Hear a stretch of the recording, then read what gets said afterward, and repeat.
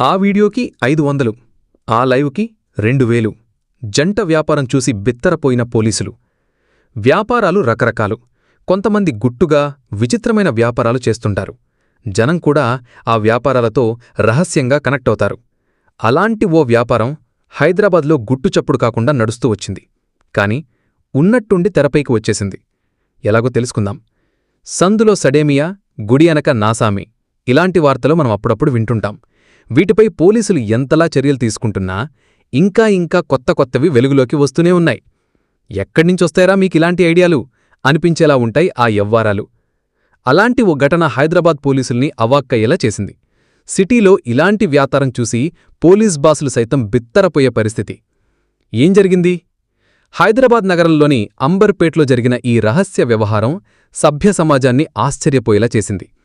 ఓ జంట తమ నగ్న వీడియోలను రికార్డ్ చేసి ఆన్లైన్లో అమ్ముకుంటోంది. అంతేకాదు, లైవ్ స్ట్రీమింగ్ కూడా ఇస్తోంది. అలా రోజూ వేలకు వేలు సంపాదిస్తోంది.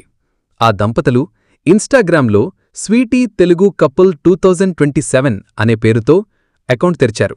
అలాగే మరికొన్ని ఆన్లైన్ ప్లాట్ఫామ్స్లో కూడా exposing, skin show clippings post చేస్తున్నారు. కంప్లీట్ షో కావాలంటే డైరెక్ట్ మెసేజ్ చేయమని చెప్తున్నారు. అది చూసి ఎవరైనా డిఎం చేస్తే డీల్ మాట్లాడుకుంటున్నారు. రికార్డ్ చేసిన నగ్న వీడియో కావాలంటే ₹500 లైవ్ స్ట్రీమింగ్ కావాలంటే ₹2000 చెల్లించాలని చెప్తున్నారు. ఇలా చాలామంది వారికి డబ్బు చెల్లిస్తున్నారు. అలా చెల్లించిన వారికి వీడియో లింక్స్ పెడుతున్నారు. అలాగే లైవ్ స్ట్రీమింగ్ లింక్ ఇస్తున్నారు. ఈ విషయం టాస్క్ ఫోర్స్ పోలీసుల చెవిన పడింది. ఈ వ్యవహారం గురించి ఒక కానిస్టేబుల్కి సమాచారం అందింది. వెంటనే అలర్ట్ అయిన ఆయన ఉన్నతాధికారులకు చెప్పాడు. దీంతో టాస్క్ ఫోర్స్ పోలీసులు పక్కా ప్లాన్ ప్రకారం ఆ జంట ఎక్కడ ఉన్నది కనిపెట్టి రైడ్ చేసి ఇద్దర్నీ అరెస్ట్ చేశారు.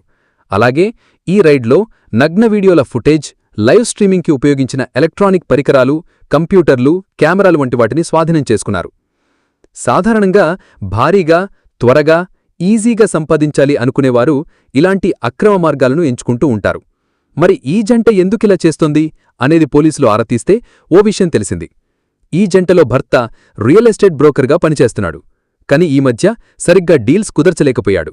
దాంతో ఆర్థిక సమస్యలు వెంటాడాయి. అప్పులు, ఈఎంఐల టెన్షన్ ఎక్కువైంది. ఏం చేయాలో అర్థం కాలేదు. ఆ టైంలో ఎవరో ఇచ్చిన చచ్చు సలహాతో ఈ అనైతిక వ్యాపారంలోకి దిగినట్లు పోలీసులు తెలిపారు. ఈ దంపతులకు 2 పిల్లలున్నారు. వారికి ఈ వ్యవహారం గురించి తెలియదు అని పోలీసులు చెప్పారు. 4 నెలలుగా ఈ కపుల్ ఈ వ్యాపారాన్ని నడుపుతున్నట్లు పోలీసుల విచారణలో తేలింది. స్వీటీ తెలుగు కపుల్ 2027 పేరుతో నడిచే ఈ వ్యవహారం మొత్తం పక్కా ప్లాన్ ప్రకారం చేశారని, ఎక్కడా దొరికే అవకాశం లేకుండా అన్ని